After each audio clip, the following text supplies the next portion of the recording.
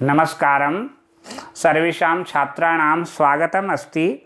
अद्य वयं स्नातकद्वितीयवर्षस्य कक्षायाः अन्तर्गते प्रथमप्रश्नपत्रस्य अभिज्ञानशाकुन्तलं नामधेयपुस्तकं पठिष्यामः। नमस्ते विद्यार्थियों, पिछले वीडियो में हमने अभिज्ञान शाकुंतलम नाटक के प्रथम 2 श्लोक कर लिए थे। अब उसके आगे हम प्रारंभ करने जा रहे हैं।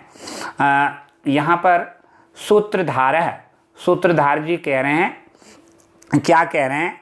नन्व इमे एव तावत चिर ये यहाँ पर सूत्रधार जी नहीं, नटी बोल रहे हैं। सर्वप्रथम नटी क्या बोल रहे हैं?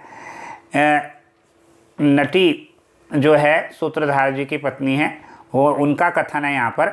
एवं नन्विदम अनंतकरणीयम तावद आर्य आज्ञापयतु। ये कह रहा वापस से, एवं नन्विदम अंतरकरणीयम तावद आर्य आज्ञापयतु। इसका मतलब है, ऐसी बात है तो हे आर्य, हे श्रीमान, पहले आप आदेश करें कि अब मैं क्या करूं, आप मुझे आदेश दीजिए। तो आप मुझे नन्विदम अंतःकरणीयम तावद आर्य आज्ञापय, तो आप मुझे आदेश दीजिए कि अब मुझे क्या करना है। ऐसी बात है तो आप बताइए हे आर्य, आदेश दीजिए कि अब मुझे क्या करना है। तो जो सूत्रधार जी है वो कहते हैं, क्या कहते हैं? किम अन्यद अस्याह परिषदः श्रुति प्रसाधनतः। तो भैया उन्होंने कहा किम अन्यत, तो किम अन्यद और क्या है? अस्याह इस परिषदः, इस सभा के, और क्या है? इस सभा के श्रुति प्रसाधनतः, इस सभा के सदस्यों के कानों को प्रसन्न करने के अतिरिक्त और क्या काम है। यहाँ पर वो ये कहना चाहते हैं, किम अन्यद अस्याह परिषदः श्रुति प्रसाधनतः। श्रुति प्रसाधनतः का मतलब है सुनना जो प्रसन्न लगे, सुनने में जो आनंददायक लगे। यानी ऐसी बात है तो श्रीमान आप आज्ञा दीजिए, ऐसा तो नटी जी ने कहा। तो उसके उत्तर में जो उन्होंने क्या कहा सूत्रधार जी ने, तो सूत्रधार जी ने ये कहा कि भाई ऐसा और क्या काम है, इस परिषद के कानों को प्रसन्न करने के अतिरिक्त और क्या है। किम अन्यद अस्याह परिषदः श्रुति प्रसाधनतः। इस परिषद यानी इस सभा के सदस्यों के कानों को प्रसन्न करने के अतिरिक्त और क्या कार्य हो सकता है। हमारे लिए यही कार्य सबसे महत्वपूर्ण है कि इस सभा के सभासदों का, लोगों का मनोरंजन किया जाए। तो अब यहाँ पर क्या कह रहे हैं देखिए। अब सबसे पहले नटी जी बोल रहे हैं। नटी क्या कह रहे हैं ये देखिए। नटी जी यहाँ पर एक कथन कह रही है, उसको इन्होंने ब्रैकेट में लिखा है। पुनर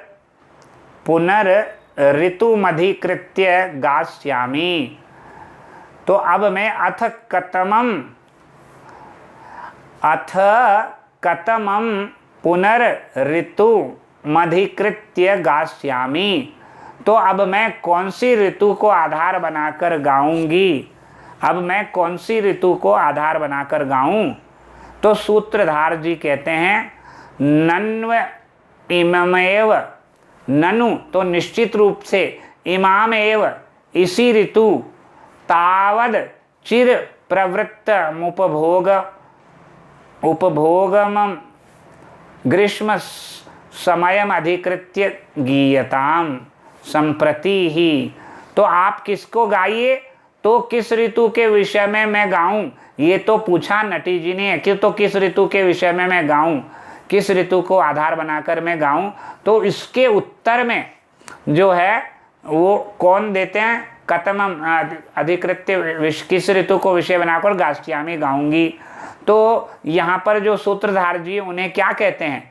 सूत्रधार जी ये कहते हैं कि और क्या बताऊं ननु इमम एव, तो अरे बस इसी इमम एव इसी ग्रीष्म काल के विषय में गाओ, इस ग्रीष्म काल की के विषय में ही आप गाओ, जो अभी अभी आई है, जिस ऋतु का अभी अभी पदार्पण हुआ है, तथा जो उपभोग के योग्य है, जो उपभोग के योग्य है, जिसका आनंद उठाने योग्य है यह ऋतु, तो ग्रीष्म ऋतु को आधार बनाकर आप कोई गीत गाइए। ऐसा सूत्रधार जी ने किसको कहा? नटी जी को कहा। इस समय तो संप्रति, संप्रति इस समय तो, अब इस समय क्या है? तो यहाँ पर इस समय क्या है तो संप्रति कहकर उन्होंने छोड़ दिया। इसका मतलब यह है कि आगे श्लोक आ रहा है। तो अब श्लोक क्या है? तृतीय श्लोक प्रारंभ करते हैं। सुभग सलीलाव गाढ़ा, सुलभ क्या सुभग सलीलाव गाहा, पाटल संसर्ग सुरभि वनवाता, प्रच्छाय सुलभ निद्रा दिवसाह परिणाम रमणीयाः।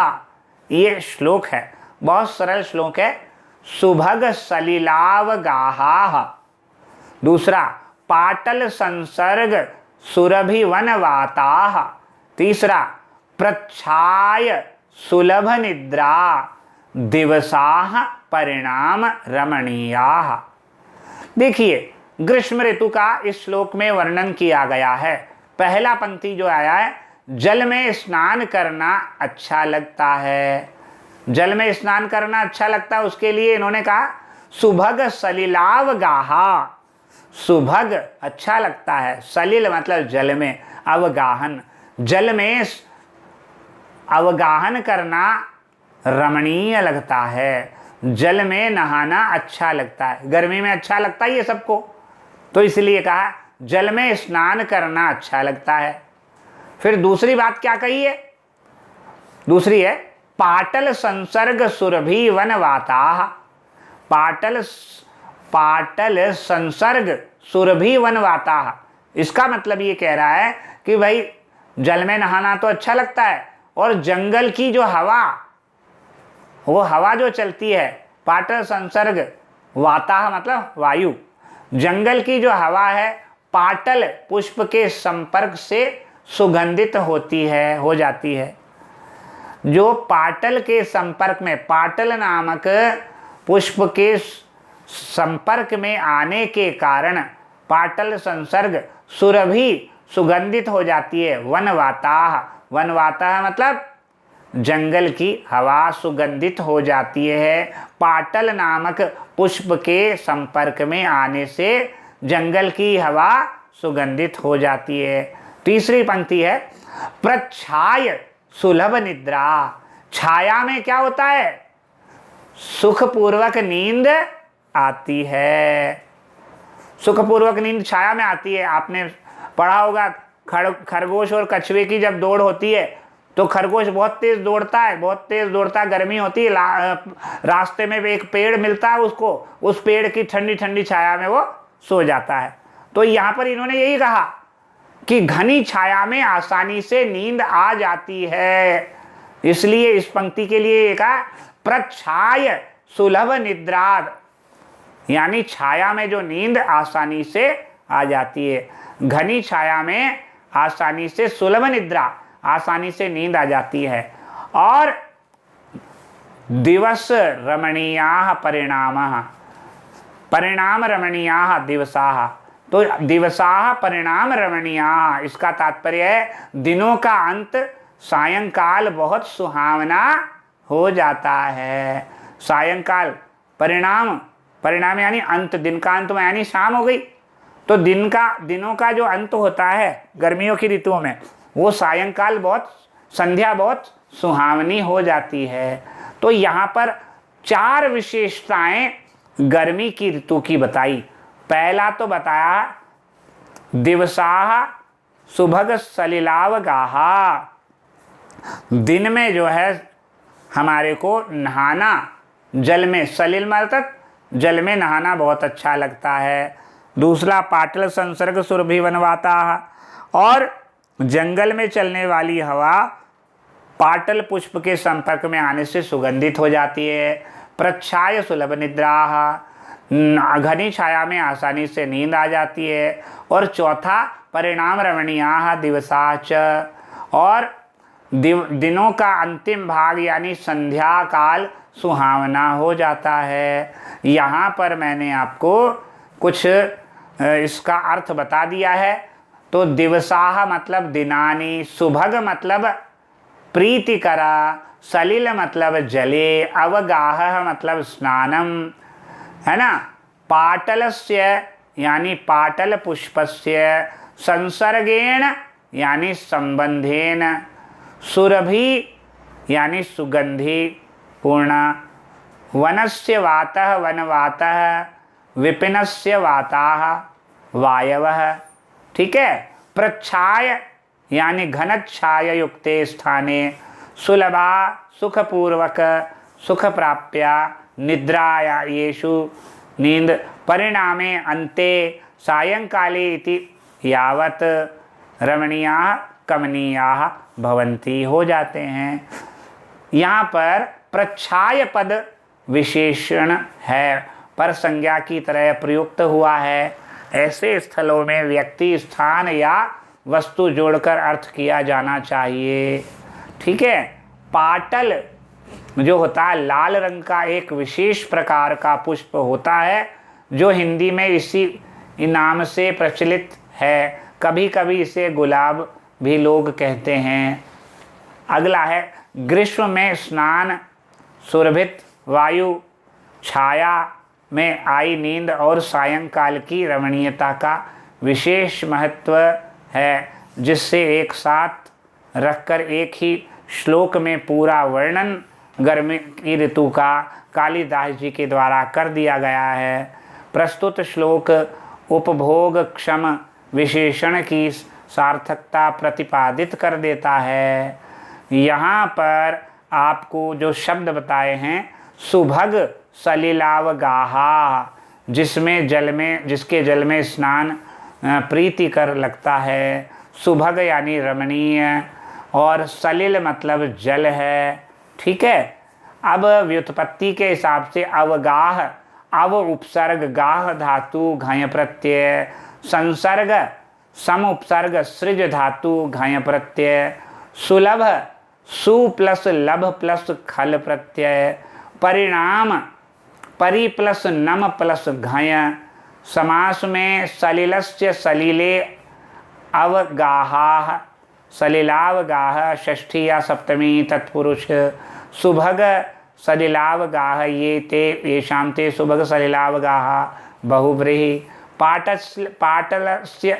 पाटलस्य संसर्गः, पाटल संसर्गः षष्ठी तत्पुरुष, तेन सुरभयः तृतीया तत्पुरुष, वनवाताः येषु बहुव्रीहि, वनस्य वाताः, वनवाताः षष्ठी तत्पुरुष, प्रच्छाये सुलभा सप्तमी तत्पुरुष, निद्रा येषु ते प्रच्छाय सुलभ निद्रा बहुव्रीहि, परिणामे रमणीयाः सप्तमी तत्पुरुष।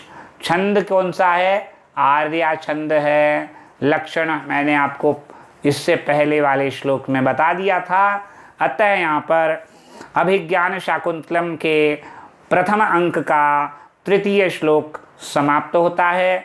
अगले वीडियो में हम चतुर्थ श्लोक की ओर बढ़ेंगे। तब तक के लिए यहीं विराम देते हैं। नमस्कार, धन्यवाद।